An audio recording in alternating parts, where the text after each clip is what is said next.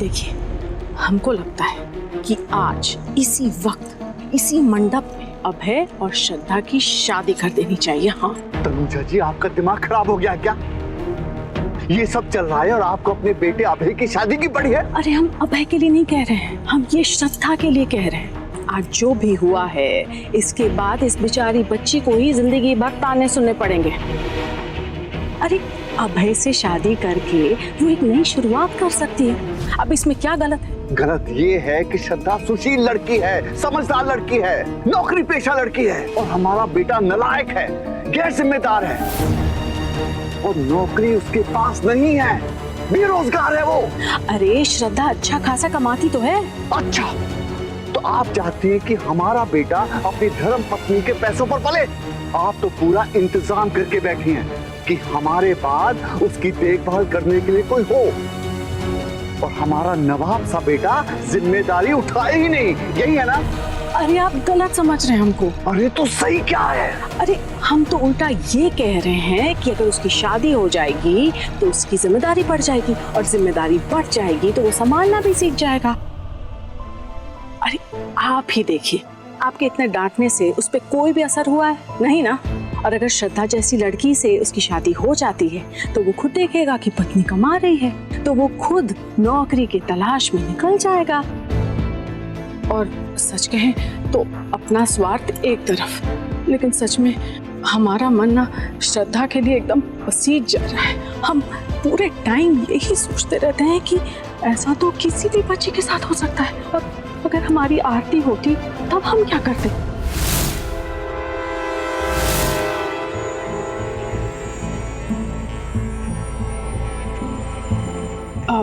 अब देखिए ना, आप तो हमसे ज्यादा समझदार हैं।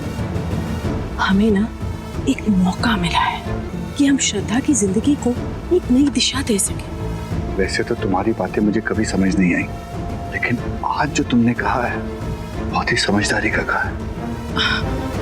पर आप तो हमको कुछ समझते ही नहीं। अरे हर बार तो मानते हैं।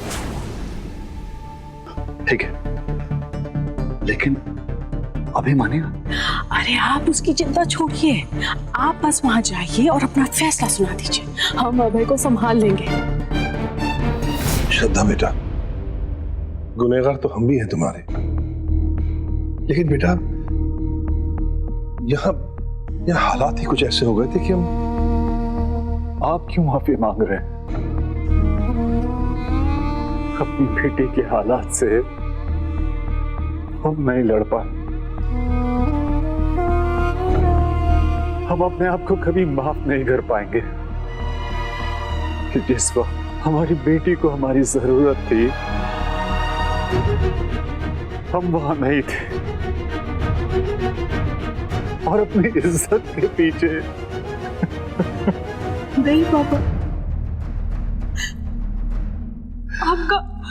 आपका इसमें कोई दोष नहीं है। पापा, अगर कल खुद भगवान भी मेरे सामने आ जाए ना और वो बोले कि तुम्हारे पापा ने तुम्हारे साथ गलत किया है, मैं तब भी नहीं मानूंगी, मैं उनसे लड़ पड़ूंगी, क्योंकि आप सपने में भी कभी मेरे बारे में ऐसा नहीं सोच सकते। मैं जानती हूँ। ये मंडप हमने इतने शौक से अपने हाथों से सजाया था कि तुम्हें दुल्हन के रूप में विदा होते हुए देख सके, लेकिन हमारा ये सपना अधूरा रह गया बेटा। नहीं पापा, हो सकता है इसमें कहीं ना कहीं मेरे लिए कुछ अच्छा ही लिखा होगा, और संजोग में कीर्ति और वरुण का ही साथ होना लिखा होगा। इसमें हमारा कोई बस थोड़ी है, चूड़ियां तो ऊपर वाला ही बना के बेचता है ना। श्रद्धा बेटिया ठीक कह रही है।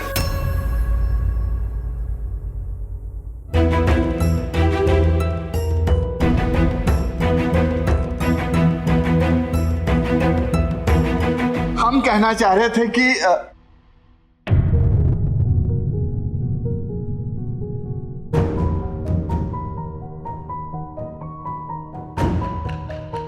उनसे तो ना हो पाएगा। उल्टा कहीं इनके चक्कर में सर्वगुण संपन्न कमाऊ बहू कहीं हाथ से न निकल जाए। अभय के पापा यही कहना चाह रहे हैं कि सक्षम भाई साहब का श्रद्धा बेटी की विदाई का सपना पूरा होना चाहिए। इसीलिए हम श्रद्धा बेटी का हाथ अपने बेटे अभय के लिए मांगना चाहते हैं।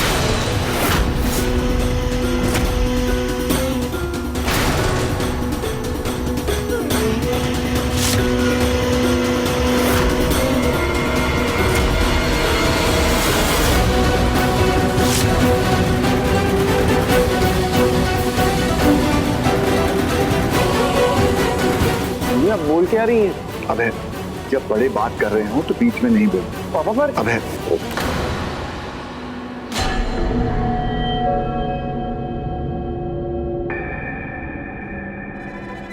बहन जी, घर के मसले अगर हम नहीं संभालेंगे तो फिर कौन संभालेगा?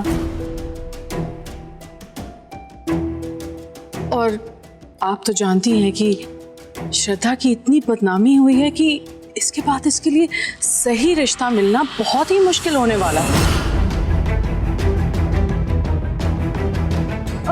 आंटी जी, अब तो वो जमाना चला गया और श्रद्धा को तो अच्छे अच्छे लड़के मिल जाएंगे। बेटा, बड़े बात कर रहे हैं ना, और तुम्हें दुनिया की कोई समझ नहीं, इसलिए बीच में नहीं बोलते, ठीक है? बहन जी, बुरा मत मानिएगा, हम श्रद्धा से एक बार बात करना चाहते हैं। भाई साहब, आप श्रद्धा की हालत तो देखिए, बेचारी कितना घबराई हुई है। अब इसमें वो क्या बोलेगी, क्या समझेगी? और वैसे भी इसने तो कह दिया है कि आप इसके लिए कुछ बुरा कर ही नहीं सकते। एक पापा से ज्यादा इसका भला और कौन चाहेगा, बोलिए? लेकिन बहन जी, आज जो हुआ उसके बाद तो भाई साहब, आज जो हुआ है ना, उसके कारण श्रद्धा बेटी हमेशा के लिए कुंवारी न रह जाए। वैसे भी माता रानी ने आपको एक और मौका दिया है।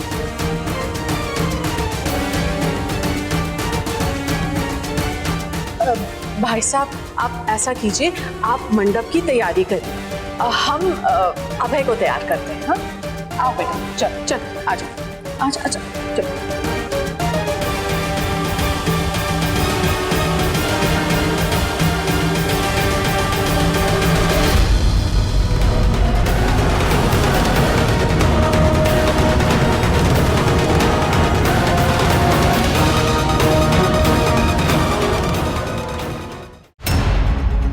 कोई मुझे बताएगा अंदर चल क्या रहे हैं? सबके सब लोग पागल हो रखे हैं, किसी की शादी किसी से भी करवा रहे हैं। मजाक चल रहा है क्या?